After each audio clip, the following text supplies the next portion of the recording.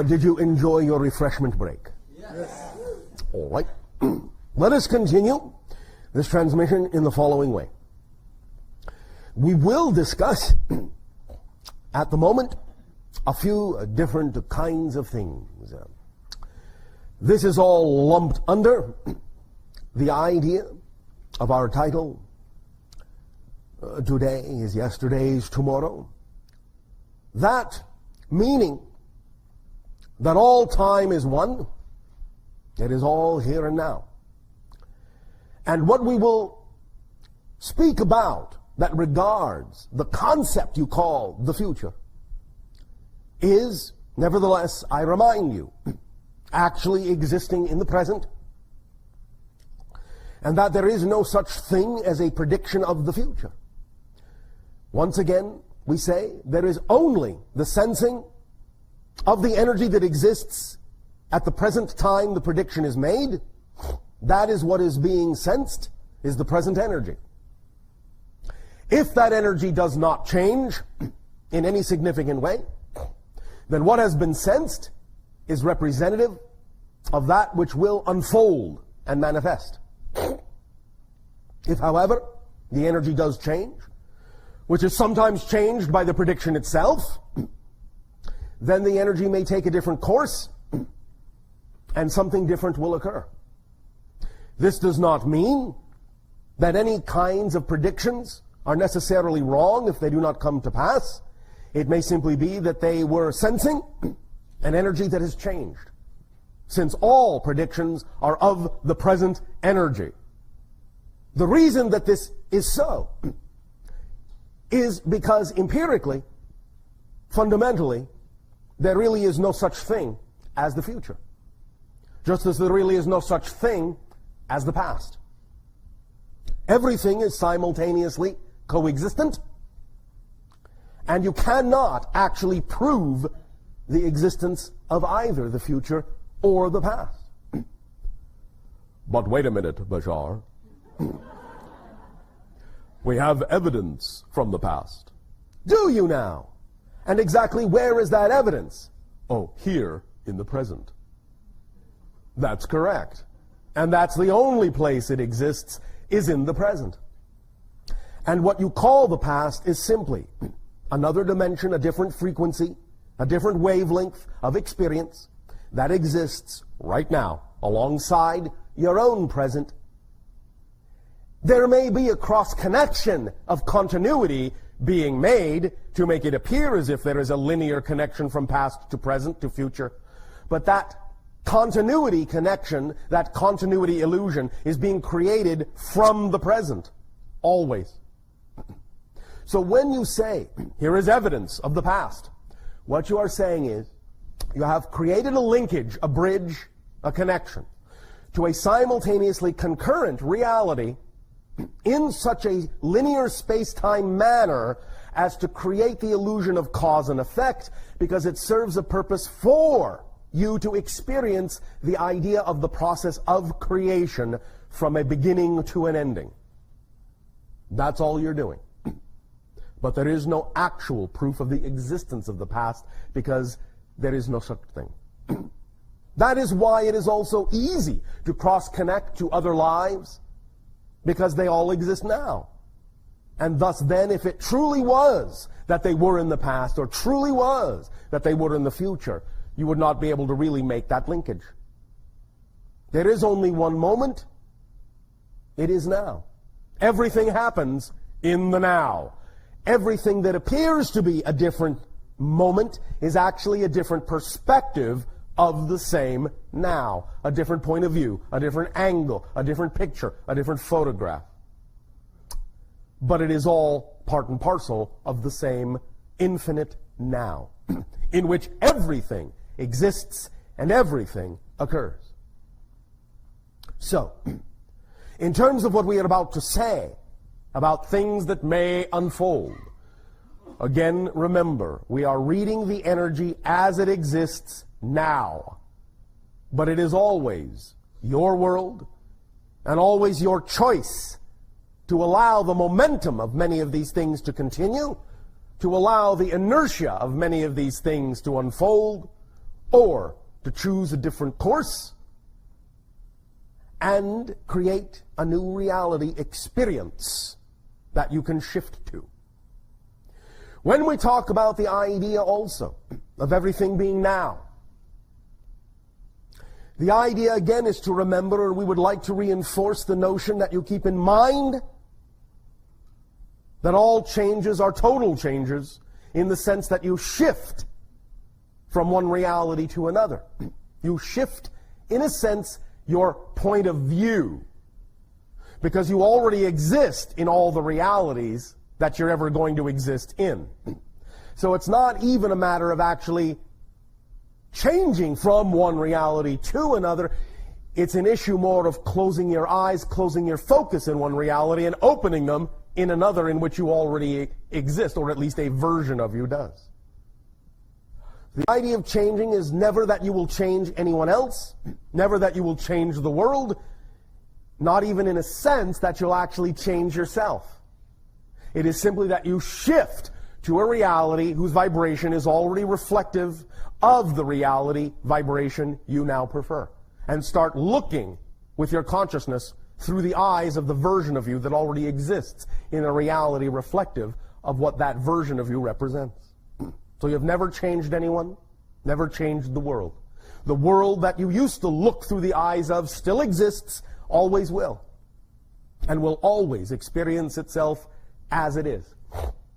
But you can experience a new earth, a new reality, depending upon your vibration. And that's why we say, all you have to do to change the world is change yourself. Because you will never actually change the world. You will only change from one perspective to another. But that will appear and feel and be experienced as a new world. And all the individuals who have representations in that world, you will experience. Individuals who do not have representations in that world, you will not experience. It is as simple as that. For a while, you may continue to experience the idea of people who have representational vibrations that are not necessarily fully aligned with the world that you prefer. But that's also because you are not fully aligned yet with the world that you prefer. And so there will be, as you say, a potpourri, a mixed bag for a while, and you will still for a while be capable of experiencing people who do not necessarily vibrate in accord with you. But that's still for the purpose of giving you the option to reflect off of them what you are by seeing what you are not. For many of you still understand what you are in that way. But the more and more you understand who you are for its own sake, without necessarily needing to see a counter offer of what you are not, more and more of you who do not need that will no longer see that. You will simply find yourself one day interacting pretty much only with the individuals who are similar in nature, similar in vibration. And you may scratch your heads and wonder where all the other people went. But they will still be on the world that you no longer look through. And they will still be living their lives as they wish to, as they have chosen to. And it's as simple as that. And neither, in terms of validity, is more important or better or right or wrong than the other. They are all part and parcel of the infinite choices within all that is. Allow them to all be valid. Allow all to make the choices that they need to make. And by doing so, it will be that much easier for you to allow yourself to experience the reality that you prefer. Now, as we read the energy now, many things are changing, many things are shifting, and this is what we perceive at the moment. You have begun to experience the breakdown of some of your economic systems. You have begun to experience some shifting in your political worlds. This will continue. And again, as we have always said, the idea is not to change the old systems, but to have new systems in place, ready to go when the old systems fall apart. That will be part and parcel of taking action in the new world, in the new way, creating that vibration that is representative of the reality you wish to take yourself to. So that when you shift, and in that shift, experience the old ideas falling away, falling apart, crumbling all around you, you will have the capacity to attract to yourself new systems, either invented by you or others that you will attract yourself to be able to facilitate the new ideas, the new perspectives, the new ways of doing things in the new reality you will have shifted to, which can then be implemented rapidly. Now, as it stands in this moment, what you are doing with your economic structure may carry you for about 5 of your years. Then there will be what you call another collapse. But at that time, in 5 years, there will be other systems that can rapidly replace what has then been washed away. So, do not fear. Never approach these things with fear, for that will determine what reality you experience. So obviously what we are perceiving and what we are sharing with you is part and parcel of the reality, of the vibration of your preferred reality, which does not mean there will not be change, sometimes even very dramatic change. But remember, as we said, an event is not an event until you have responded to it. So the idea is not so much exactly what happens, but how you respond to it that makes it the event you will experience it to be. So respond well to all these things, and they will serve you well in the new reality. Respond negatively, and that's the reality you will remain in. So in 5 years, you will see, most likely, the opportunity to reinvent some very fundamental economic principles on your planet that will begin to take you, not right away, but will begin to take you toward an understanding of the true worth and the true value of the individual members of a society, which will ultimately lead to an economy actually based on the actual skills and talents of the individuals in a society, which will be in that context uncorruptible. The idea in that sense will be that as you approach the concept of a global organization, it will be one that allows borders and barriers to be crossed and to be dissolved, because it will be the skills and talents of individuals that will cross those borders to be of service to others who need their services. And as you begin finding more and more teams of individuals being sent around the world to aid and assist those that require their assistance, you will suddenly begin to see the threads being woven of the tapestry of a new economy. And bit by bit, within a few decades, you will realize that no longer will you require an artificial symbol to represent the idea of value and exchange. The exchange between people will be sufficient, and the reason that this will work is because it will also go hand in hand with the idea that within the next 2 or 3 decades, you will also create the idea of absolute, unlimited free energy. And once you achieve that, you will find that almost nothing stands in your way of becoming a unified society. Now, between now and then, there may be a few interesting surprises. Again, as we have talked about, more and more will be there an increase in the awareness of the existence of extraterrestrial societies, beginning on and around your year of 2015. There will be more knowledge that such things exist. And again, as it expands, ultimately to your year of 2033, when it will be, in that sense, open contact that will have occurred between your civilization and the first civilization to make open contact with your world, that we in our ancient language have called the Shalanaya, but which they in their own language are called the Yael.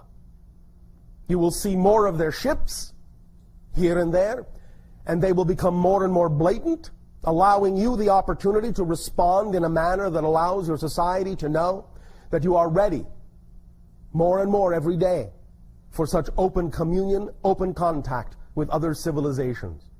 This, of course, will be based on the idea that you're ready and willing for open contact among your own civilization, among yourselves, among your own people.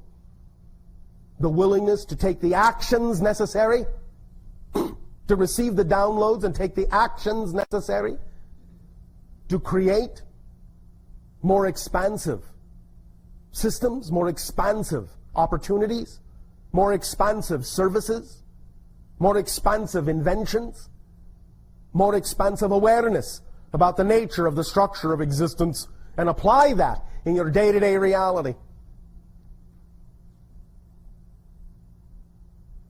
Politically, you will find, over the course of that same 3 decades, many new changes will come about.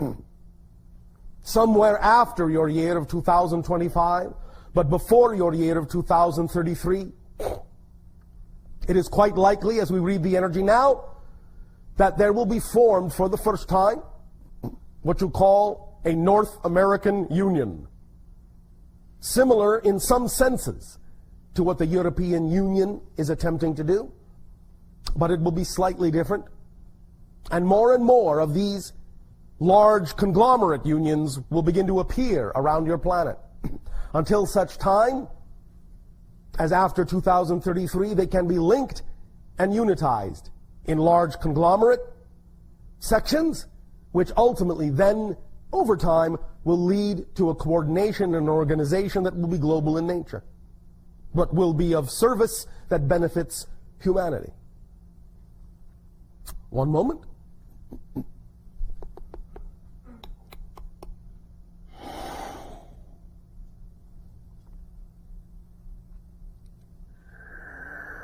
As has been said, opportunities for sightings will increase. More downloads will occur, that contact is imminent. The literalness of the sightings may or may not occur in your upcoming next couple of days, and also again in February of your new year. One moment. To allow for some of these transitions to take hold, take root, without our interference, we will once again go offline for the transition of your present to new year. Somewhere in and around your December 15th, and we will reconnect once again after your new year has begun. One moment.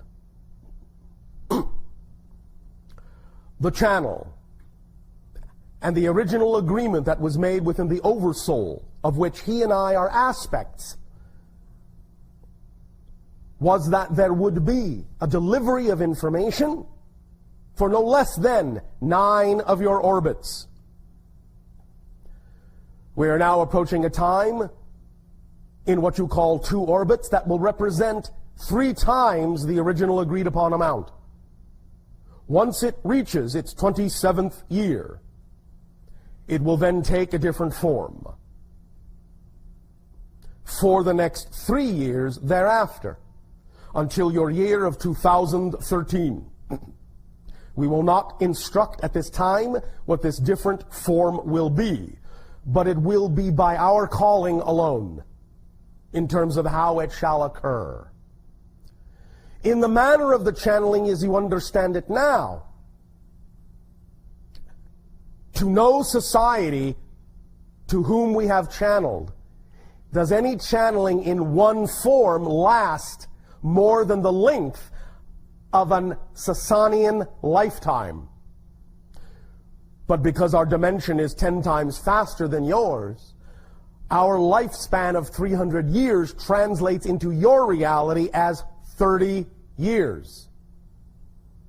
So when the 30th year occurs in 2013, there will be a transition of how this information is delivered. There will be a transition, as we said, in the 27th year. There will be a difference in the last 3 years until the 30th year, and after that there will be a complete transformation of how this information is delivered. But it will go hand in hand and be part and parcel with many of the changes that are upcoming, and will represent many of the new systems that are required for implementation in terms of the educational systems on your world. And it will dovetail, as you say, into some of those educational systems and lay the foundations for new interactive educational systems that shall be widespread in the years to come after 2013. One moment.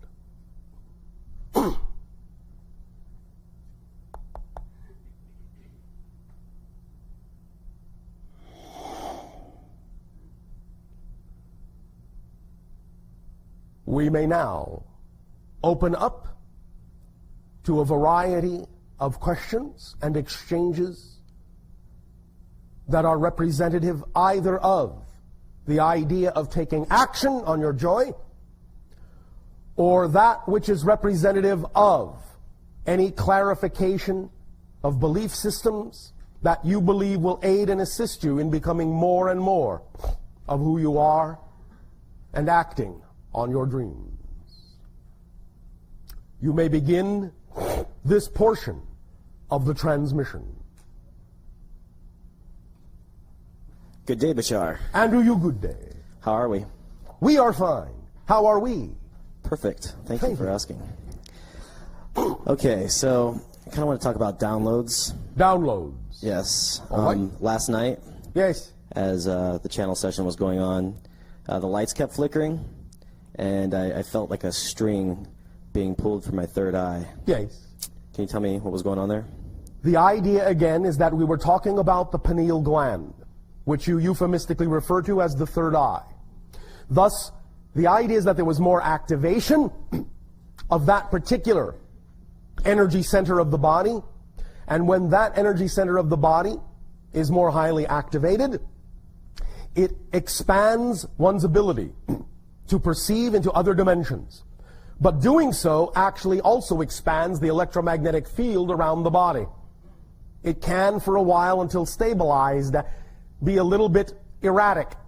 And when interacting with other electromagnetic fields, of which there are a plethora on your planet, it may cause contrary waves that will cause feedback loops in some of the existing electromagnetic systems that are in your immediate proximity, so as to cause fluctuations in their fields. Would like a cell phone be interrupting that then, for example? It can. Okay. Or it can be interrupted by the expanding field from your body. Okay. Or even activated. Was that why the lights were flickering then? In some sense, yes. Okay. And then later on that night, around a little after 3 a.m., my pineal gland was activated. Yes. And I was listening to a new ITOM lab track that was still in creation. And basically I had some incarnational experiences, and I felt all of my chakras basically align and vibrate. All right. And I felt like, my whole body basically kind of leave itself. But your body left itself? Well, I left my body. Well, in a sense, you expanded beyond the parameters of your physical form. Yes. So, with all that being said, I've actually, with the incarnation thing, I've come to find on my own one of the incarnations called Ion, and I was just hoping you could maybe expand on maybe what had happened last night, what I should be picking up on. The idea is that it was a template of a future, what you call a future incarnation. The template being shown to you, given to you the frequencies thereof to match in order to move forward and toward that vibration. Okay, and how can I, from what had happened, put that into action? Spend more time in the non-physical planes, or meditate on that more? How does your imagination wish to put it into action? Through creativity. Well, then, do so. Okay. Could you tell me a little bit more about Ion? It is a being of spontaneity, of spontaneous creation, that is highly technological in the sense that it is strongly connected to electromagnetic fields and their instantaneous manipulation. Cool. There's that temperature again. Yes. Okay, so what about with TAVE, ion and TAVE have a relationship. Can you tell me about that? Not at this time. Okay. Except to say this. One pulls you to the future, and one grounds you to the earth. Interesting. So that you have a complete circuit and won't short yourself. Okay, one last question. It's involving synchronicity. Yes. My buddy Tom, I haven't seen him for like a month or two, and when I saw him yesterday, yes, we have the same bracelet. Yes. We have the same pair of shoes. Yes. And we both have crystal necklaces. He's got moldavite, and I've got a quartz. Yes. What's going on there? Synchronicity. Synchronicity being that you are operating on similar wavelengths and therefore will reflect that through similar expressions. Okay, so basically like the whole, if you drop a glass theory and, you know, all the different particles are all a part of the one, we're basically kind of two shards that were closer together that kind of broke apart in that sense? No. The idea being, of course, that on a certain level everything is one, and all of you are shards of the one. Yes. But in the terms in which you meant it, synchronistically, the idea is that if you are vibrating on a similar wavelength, then you will experience similar things simultaneously. Oh, all right. Thank you. Thank you.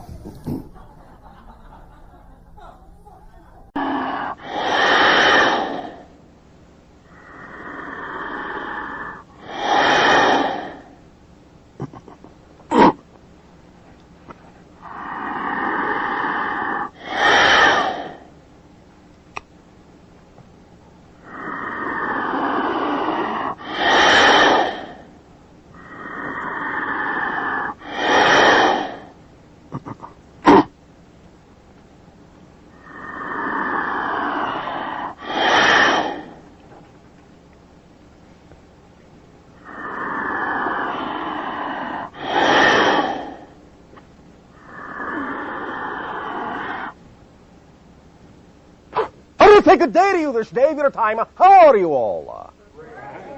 Once again, we take this opportunity to thank each and every one of you, first of all, for allowing this transmission to occur in this manner and through this particular window on this day of your time. Each and every time you allow such a transmission to be conducted, a link is formed, a bridge is built between our respective realities, and we get to experience through our interactions with each and every one of you, more and more perspectives, more and more facets, more and more aspects of the infinite, and more points of view of creation. And this expands our understanding of all that creation can be. And so we thank you for this gift of sharing. We would like to begin this transmission with the following idea. We would like to remind each and every one of you, individually and collectively, all together, about an idea that we will call learning the difference between falling into the illusion of power, the difference between that and learning to use the power of the illusion. Many individuals on your planet for quite some time have fallen under the illusion of power, thinking that power exists in the outside world and must be, in a sense, harvested, must be attained, achieved, that things, circumstances, situations, even people, must be somehow manipulated, controlled, brought into the position that you desire them to be brought into in order to achieve a certain thing. Many individuals have fallen under this illusion of power, and of course the result has been a great deal of strife, separation, segregation, pain, suffering, and so forth. But now, many individuals are beginning to awaken from the illusion of power and are beginning to be able to actually use the power of the illusion. They are beginning to understand that physical reality doesn't really exist outside you, that you are physical reality, it exists within you, that the power of the illusion is in learning that it is, in a sense, an illusion, learning that that's what reality is, And in learning that it is manufactured, in a sense, within you, learning the means by which this is done, learning the means by which you can change it internally by changing yourself, and understanding that as you change yourself, so you change the entire world. For each and every change is a total change, not just a small change, but a total change. And when you know that physical reality is a mirror, a reflection of your strongest beliefs, your strongest thoughts, what you believe is possible, most likely to occur, then you can use the outer mirror illusion reflection as a guideline, a marker, a reminder of what kind of thoughts you are having, what kind of definitions you are believing, what kind of concepts you are buying into.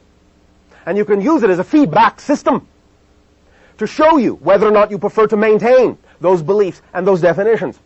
And if not, then to learn to change them and to see the outer reality, reflection, change along with the change within you. But as I've said before, and this is one of those, what you call in your language, catch-22s, is the idea that it must be an unconditional change, must be an unconditional internal change, which is another way of saying that if you make a condition of changing, in other words, you say, I will change if I get then the response I want to get, then you are making it conditional, and you are still putting the power outside yourself.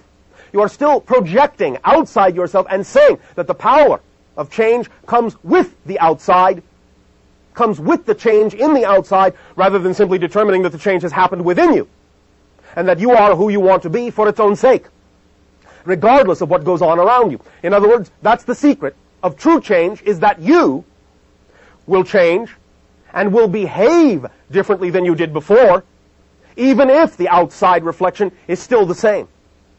When you can be that, when you can behave differently than you did before, even when the outside hasn't changed, then you have really changed. And when you then have really changed, the outside has no choice as a reflection, like in a mirror, but to change to mirror you. But if you do it to get the change, you short-circuit it, and it will not happen, because you make it conditional. That's the power of the paradox in this situation. And the power of the paradox between the difference of the illusion of power and using the power of the illusion. Now, when we say illusion, again, understand, in your semantics, in your language, that's what reality is. It doesn't mean that there is no reality, except that there is no reality except what you define it to be. But that's what reality is. We are not saying it doesn't exist, but we are saying simply that reality is only the definitions you bring to the forefront of your belief system structure. And that forms the reflection, the illusion, if you wish, that you see, that you perceive all around you. Now again, remember, this is not just a philosophy, this is physics. You are energy.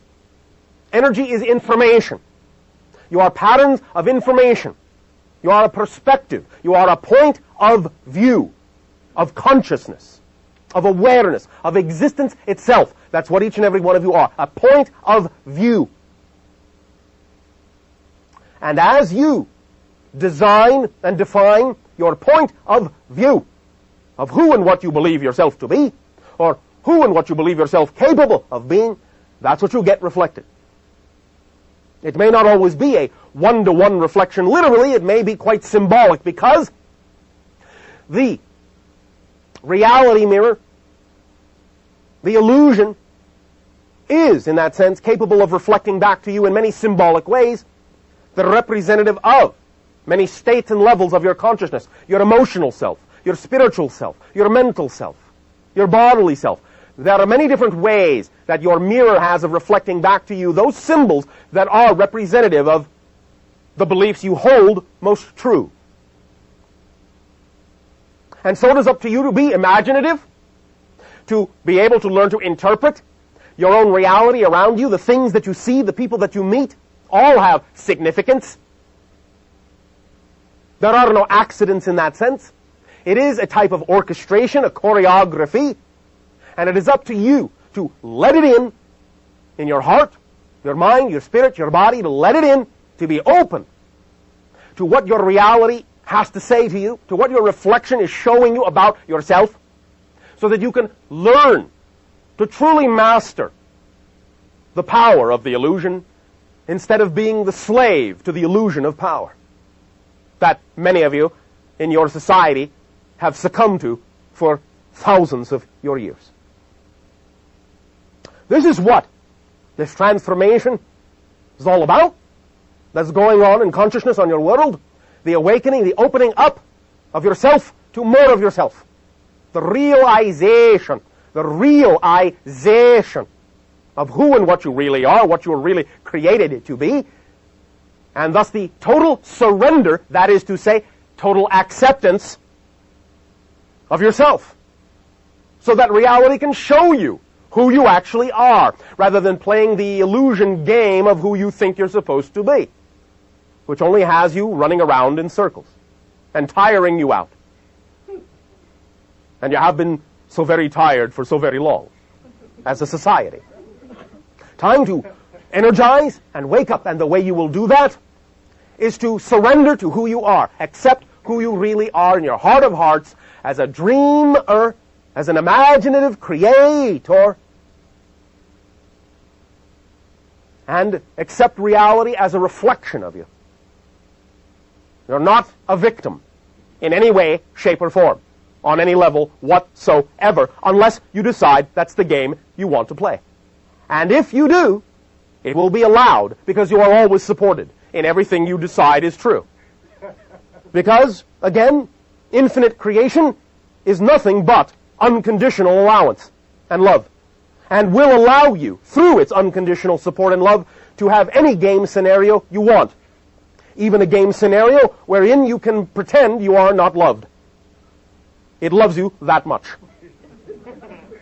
And so use that love to your advantage, and allow yourself to wake up into that love, to love yourself, and to understand that anything at all is possible for you within the context of the reality that you have chosen, and that you are now expanding even the definition of that reality now that you understand, or at least are beginning to understand, the power behind the illusion. So, as it expands, you will expand, possibilities will expand, reality will change, and you have begun to see many of the symptoms of that as space and time become very much more slippery. And things are not quite so rigid. And all the different belief systems that have existed on your planet for thousands of years are now all coming out at once onto the table, battling it out, in a sense. Positive, negative, pro and con, everything coming to the surface, all the deep, dark secrets, all the fears, all the doubts, along with all the possibilities of infinite joy, all coming out on the table all at once, so you can choose, because that is the ultimate tool of freedom and power, the ability to know you can choose. And that's all there is to it. And it begins from the realization that that's all you've ever done, is choose. What you get is what you chose, consciously or unconsciously. To believe was the most likely kind of thing you were capable of getting. Now that you can begin to see yourself as a true aspect of the infinite, you will know that infinity is open to you. And it is up to you to determine just exactly how much of that infinity and how much ecstasy you can handle at any given moment. You determine the rate. You are the valve, completely and utterly, that determines the rate of flow of that ecstasy, because it's only your energy that you're going to be feeling.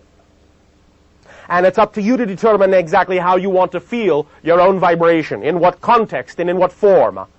Whether you want to feel your own energy as joy, or whether you want to feel your own energy as fear, it's up to you. But both can be instructional and both can be educational, if you use them that way.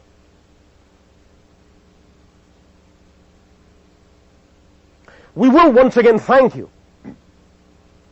for allowing us to experience, each and every one of you, in this link, in this transmission. And we now ask, in what way may we now be of service to you? You! Good day. Good day, Bashar. Speak up so that all may hear what you have to share. Good day, Bashar. Thank you. Good day.